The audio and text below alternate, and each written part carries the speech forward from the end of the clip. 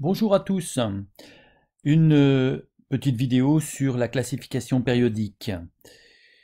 Alors, pour un peu démystifier cette classification périodique, j'ai construit un exercice qui tourne en fait dans tout type de questions, dans tous les sens, pour qu'on comprenne mieux comment on peut s'en servir, surtout en classe de seconde. Alors, première question, l'élément lithium est dans la première colonne et la deuxième période de la classification périodique. À quelle famille appartient-il? Quelle est sa couche externe? Combien d'électrons possède-t-il? Et quel est son numéro atomique? Alors, si le lithium est dans la première colonne, alors à quelle famille appartient-il? Eh bien, c'est la famille des alcalins. Tous ceux qui sont dans la première colonne, c'est la famille des alcalins. Il y aura donc le lithium, il y aura le sodium, le potassium. Quelle est sa couche externe? Eh bien, s'il est dans la première colonne et la deuxième période me dit la deuxième ligne. Deuxième période, c'est la même chose que ligne du tableau. Deuxième période, c'est-à-dire la couche L. Durant la deuxième ligne, on est en train de remplir la couche L. Donc sa couche externe sera la couche L. Puisqu'il est dans la première colonne, ça veut dire aussi qu'il n'a qu'un seul électron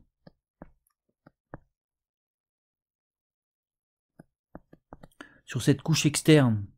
Donc ça va lui donner L1.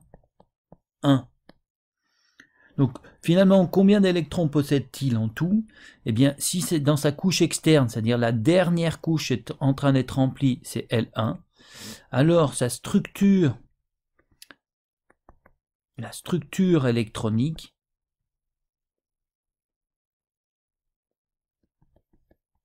sera K2L1. En effet, avant la couche L, il y avait la couche K qui a été saturée à 2 électrons. Avant de construire la couche L, il faut remplir entièrement la couche K. Donc ça me fait K2L1.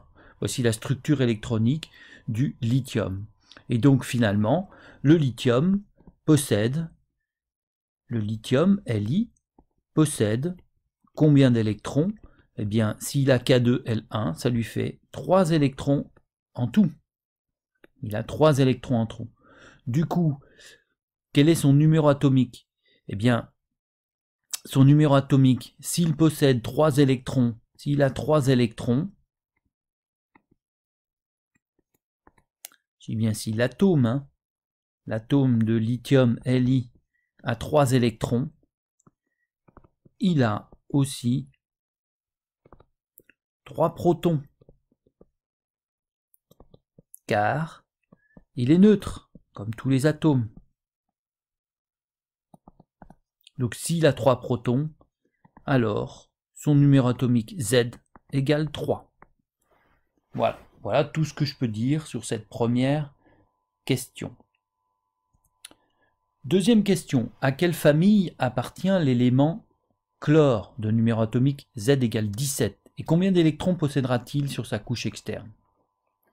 Alors, si le chlore, son numéro atomique Z sera égal à 17, je peux en déduire que sa structure électronique, la structure électronique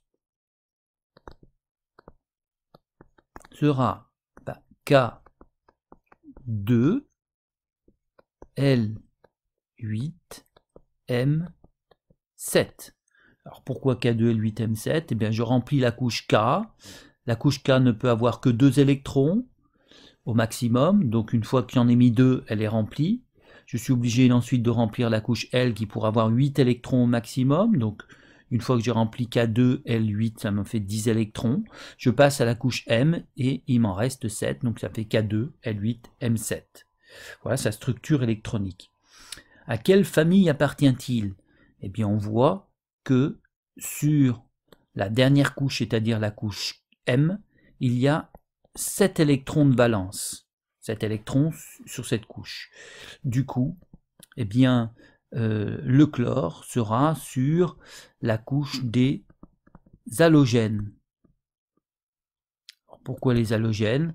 Eh bien, ces halogènes ont 7 électrons, ils ont tous 7 électrons sur leur dernière couche. Ainsi, ils pourront former des ions une fois chargés négativement pour pouvoir obtenir leurs fameux 8 électrons de la règle de l'octet. Donc à quelle famille appartient l'élément? C'est la famille des halogènes. Combien d'électrons possède-t-il sur leur couche externe? 7.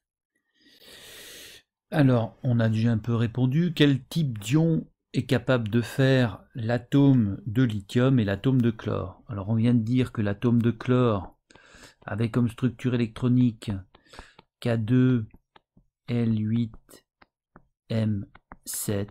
Il a donc 7 électrons sur sa couche externe. Or, pour gagner en stabilité, les atomes vont tout faire pour, du point de vue électronique, ressembler au gaz rare le plus proche, et ensuite, ici dans son cas, s'entourer de 8 électrons sur leur dernière couche.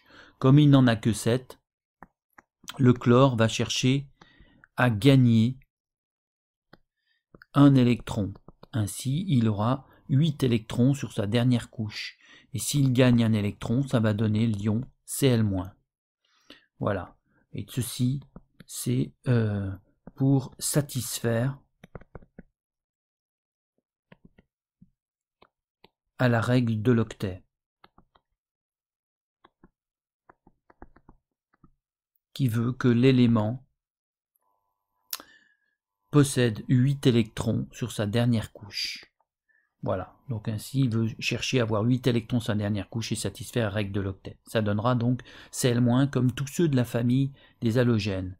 Pour le lithium, qui lui a une structure électronique K2L1, eh bien, il va chercher à perdre un électron. Ainsi, il donnera l'ion Li+.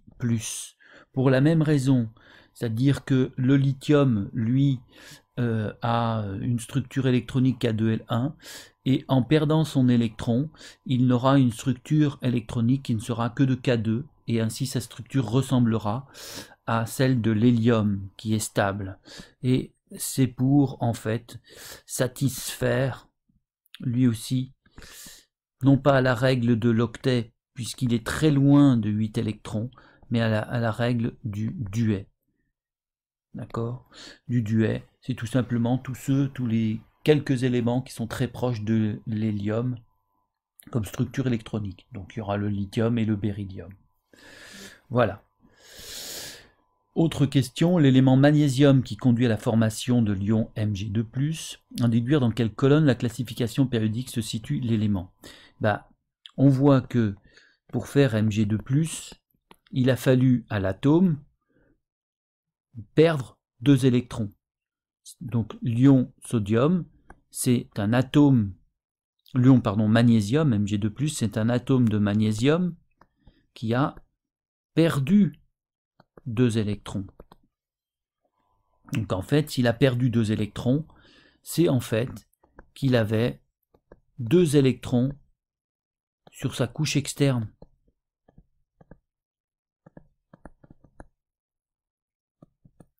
Et s'il avait 2 électrons sur sa couche externe, c'est qu'il faisait partie de tous les éléments qui sont sur la deuxième colonne de la classification périodique. Voilà. En effet, tous les ions qui feront 2 charges plus seront dans la deuxième colonne. En fait, on peut passer directement de là à là, sans passer par tout mon cheminement que je viens de dire, mais c'était pour vous expliquer. Donc tous ceux qui feront Mg2+, tous ceux qui auront 2 charges plus, Mg2+, Ca2+, seront dans la famille qui sont sur la deuxième colonne. Tous ceux qui font une charge plus dans la première colonne, etc. etc. Voilà. Maintenant, si j'associe des ions magnésium à des ions chlorure, quel solide ionique ça va pouvoir me donner, quelle formule du solide ionique. Alors, pour redonner Mg2+, Mg, pour se transformer en Mg2+, il a dû perdre 2 électrons. Le chlore, lui, pour se transformer en ion chlorure, il doit gagner 1 électron. Mais bien sûr, on ne perd pas ou gagne pas des électrons comme ça. Un atome va perdre des électrons parce qu'il va rencontrer un autre atome qui aime bien mieux les électrons que lui. C'est une façon assez imagée de le dire, mais le chlore, par exemple, veut tout faire pour être stable, se transformer en Cl-. Ainsi, il veut chercher à piquer un électron à quelqu'un. Il se trouve que le magnésium, lui, pour être stable aussi, veut tout faire pour en perdre 2. Et c'est pour ça que un édifice entre le magnésium et le chlore peut se former. Ainsi, on aura le magnésium va donner un électron à un atome de chlore et un autre électron à un autre atome de chlore. Ainsi, chacun de ces atomes de chlore aura gagné un électron, va donner la structure Cl-, et l'atome de magnésium qui maintenant aura perdu 2 électrons va donner un ion Mg2+. Et du coup, ça va se matérialiser par Mg qui va donner un électron à Cl et un autre électron à Cl. On aura comme structure Mg, Cl2. Une espèce de molécule avec des liaisons entre Mg et Cl, mais qui sont donc des liaisons particulières puisque Mg a donné son électron à un atome de chlore de part et d'autre. Il a donné donc 2 électrons. Ainsi, on aura des liaisons ioniques. C'est-à-dire que le magnésium, c'est pas une liaison covalente, il n'y a pas un partage équitable des électrons. Le magnésium, dans chaque liaison, va perdre son électron. Voilà donc la formule de l'ion, de solide ionique, formé MgCl2, et chacun y trouve son compte. Voilà. J'espère que cette vidéo sur la classification périodique vous sera utile. Et moi, je vous dis, c'est la fin de l'exercice, bien sûr, et moi, je vous dis à bientôt. Au revoir.